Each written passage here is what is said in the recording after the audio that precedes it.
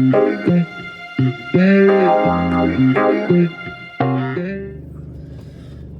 gang, welcome back to the channel. Right, in this video I want to introduce you to the latest of our adventure vehicles. One that we bought on a bit of a whim actually, and this video is a bit overdue because we actually did that a couple of years ago now, and in that time we have fallen in love with it and the adventures we're able to get on because of this vehicle. So much so that if you follow our social media or anything, you'll know that after this winter's trip we made the decision to retire our trusty old camper van from service. It was just getting too much to keep up on top of the maintenance. The old tin worms have taken hold, and yeah, we had a couple of breakdowns this winter trip that were just due to parts being old and corroded, and one thing led to another, and we just decided to take it out of service. We've since sold the engine, various other parts of it, but I digress. The point is that this vehicle that I'm about to introduce you to today has proved so versatile and so much fun that we now do most of our adventures in this truck, even though it's half the size, probably more realistically than half the size of the camper van. So without further ado, I want to use this video today to introduce you to Delila, our Mitsubishi L400 Delica. So to be fair, we weren't really looking for one of these vehicles. We were actually looking for a Mitsubishi Pajero, and we made the decision to buy one from a place called Mitsubishi in the town of Rotherham, just near us. We'd heard a few good things about them and knew that they specialised in Mitsubishis. They'd be great for parts, especially since we were buying an older vehicle and everything. Now, when we went down to Mitsubishi, it turns out my girlfriend didn't like the Pajeros, but they did have one of these in the car park.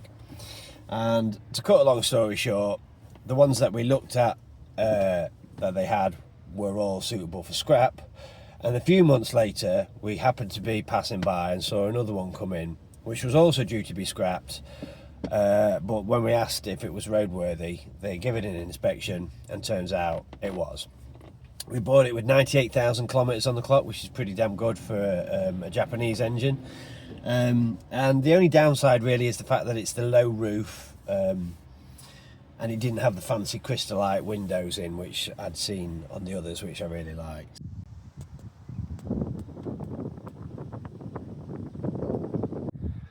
So Delila is a Mitsubishi L400 Delica, also known as the Space Wagon,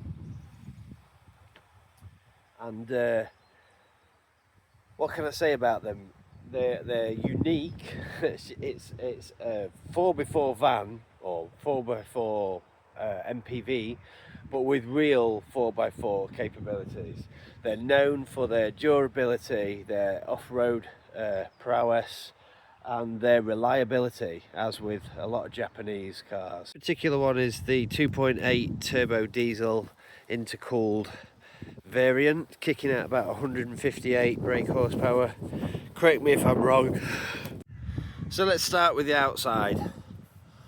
Up top we can see we've got the Wildland roof tent. Absolutely brilliant piece of kit. Very comfortable to sleep in and super easy to pop up and down. We picked this one specifically because it can carry a luggage on the top, so we have the luggage rack on the top with the spare tyre.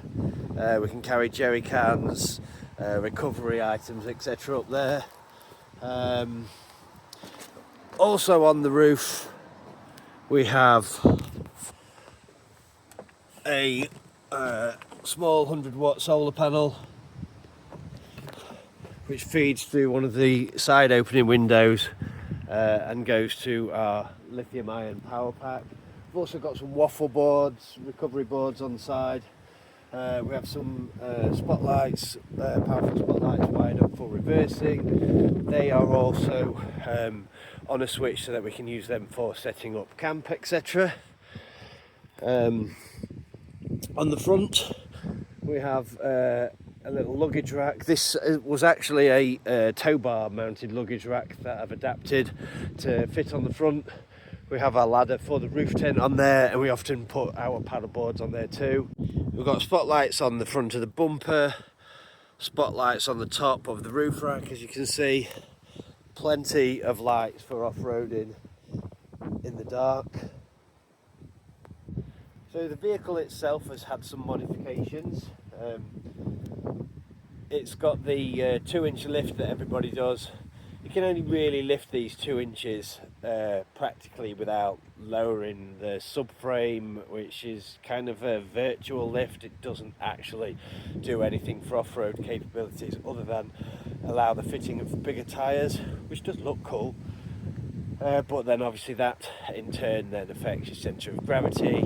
I wanted to try and make a compromise with this vehicle for off-road ability and road handling, as we do drive into Europe regularly for off-road adventures with her. So the lift comprises of 2-inch bigger springs on the back, which in this case we've used Land Rover Defender front springs, fit the back of these.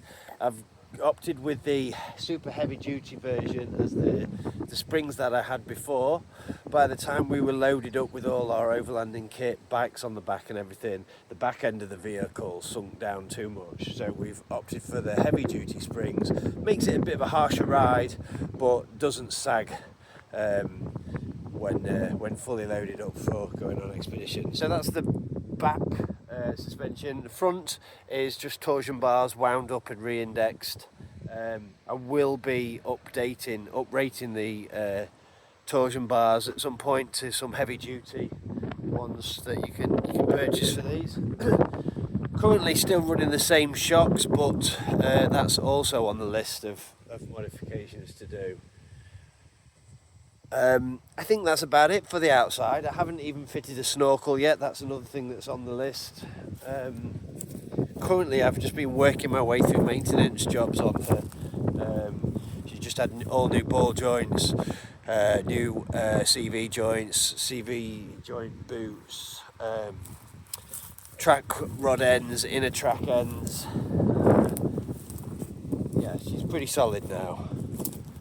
Oh, on the rear we have the tow bar, which we've actually done a couple of modifications for. One is actually to mount the tow bar upside down, which gives when we have our luggage rack on the back, that creates a bit of a departure angle issue. So we flipped it upside down, which means you get a little bit more height there. We've also attached one of these, I can't remember what they're called, these square tow hitch mounts, which enables us to put slot our luggage rack in. I think that's it for the exterior. So the interior.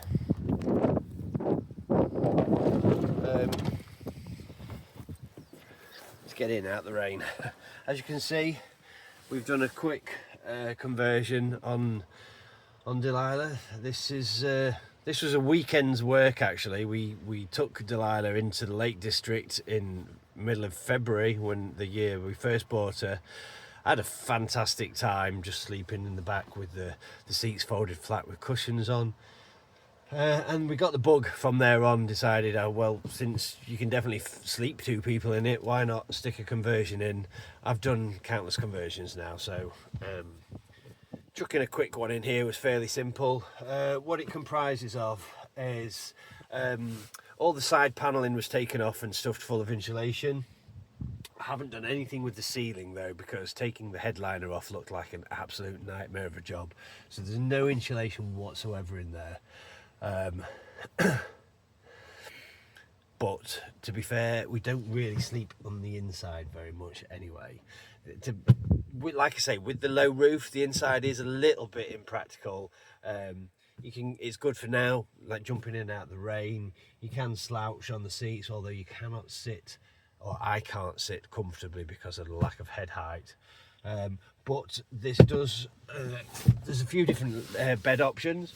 So in the L shape like this, The seats fold forward, this cushion pushes up, that slots down the middle, and that creates a single bed. Alternatively, this box here swivels round 90 degrees, and then the cushions spin round. There's an extra cushion which we don't carry in her all the time, which allows for it to be turned into a double bed inside. It's not actually a double bed, I guess it's more a 3/4 size. And then we've done a few different things to what I've seen other conversions do. A lot of conversions will have the bed right up to the back, so there's a little bit of space to get in at the front, which would be handy, but we wanted to have the cooking facilities at the back, which I'll show you in a minute. On the inside, here's the lithium battery pack that I was telling you about. We also have a leisure battery in this box here on a split charger. We've got tons of storage down here. This one is full. The diesel heater hose pops out there. I'll show you the diesel heater in a second. This one is full of mostly camping gear, towels, midge repellent, all kinds of camping equipment. This one has our window foils, our steering lock, a few other things like that. Actually more space in here than we need, especially since, like I say, we have a luggage back that mounts to the rear tow bar, which enables us to carry 2 plastic waterproof boxes on, which we then have food in one and other camping equipment in the other. So one of my favourite things about this vehicle when we first saw one was all the seats that were originally in the back, and there was 2 in the middle here that you could spin round. They were on captain's seats. So when I converted it, I modified one of those captain seats to go on the passenger seat, which then means we can do that, which when it's raining like now, like I say, it's not so practical to sit on those seats because of head height, but this one's quite comfortable, and that's one of my favourite little bits about the vehicle, really. Inside here we have clothes, bedding, a portable 200-watt solar panel for the leisure battery. Inside this one, which is a little bit more complicated to open, you can see our leisure battery, an inverter, split charger. We also have in there our compressor to air up the tyres, our tyre deflator, a couple of other recovery devices, some spare sleeping bags, tarpaulins, that kind of thing. And we have a tarpaulin that we have a couple of anchor points on top of the roof tent so we can rig up a quick awning. I am going to invest in a wind out awning at some point though. We have silver foils that we've made just to cover the windows, stop them steaming up at night. There's the curtains as well, which don't actually fit on the tracks. At some point I am going to purchase a proper set of the curtains and tracks and everything so that we can have that looking a bit more factory. In the back is where most of the action happens. This is where we do all our cooking. So this folds down, and then we can cook on here. We've got all our cooking equipment in here, various camping bits. We have a portable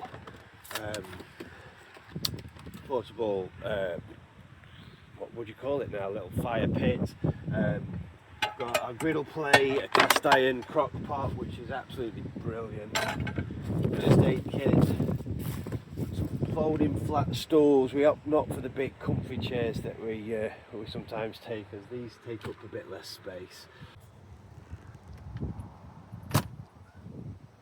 In here, oh, that's not easy with one hand. Let's fold you all the way back. There's a little hook here. Which hooks on there. All our cup of tea, utensils and everything. Inside this bit here is the diesel heater. You can see the diesel tank there, which we fill up by here. Makes it super toasty and warm, a little bit too warm really, for the size of the vehicle. One thing I do intend to do this year potentially is replace this side window with a piece of checker plate with a round vent on it, so that I can attach a hose from the vent, from the diesel heater, going up into the roof tent, so that we can camp in the roof tent in winter. Couple of little security things. We have a couple of these little shed PIR alarms in here. We do obviously have an alarm system on the vehicle as well, but belt and braces. We also have a little 12 volt socket and a USB sockets, voltage readout there, and a little light. This switch here controls these switches for these spotlights for parking up and setting up camp and everything. That pretty much covers the interior side of the conversion as well. So versatile, this vehicle. Like I say, we've just fallen in love with her, and any of you that follow our social media will know that after last year's winter trip we decided to call it a day for the camper van, and since we just have so much fun in this and the other four before, we pretty much just use these now for our adventures. We have got a van build project on the go at the moment, but that one's actually plan for that is for it to be a renter. We will use it from time to time, specifically for marketing and stuff, but we are quite happy switching to the overland scene, to be fair. A vehicle like this gets you off the beaten track, gets you to places where there's no crowds full of van lifers, and I just like that side of wild camping so much more, being in the middle of a forest with a campfire with no people around, the sound of the animals, birds, the occasional wild boar, that kind of thing, and you just can't get to spots that you can get to in a vehicle like this in a regular van, regardless of what people's tyre choices would have you think.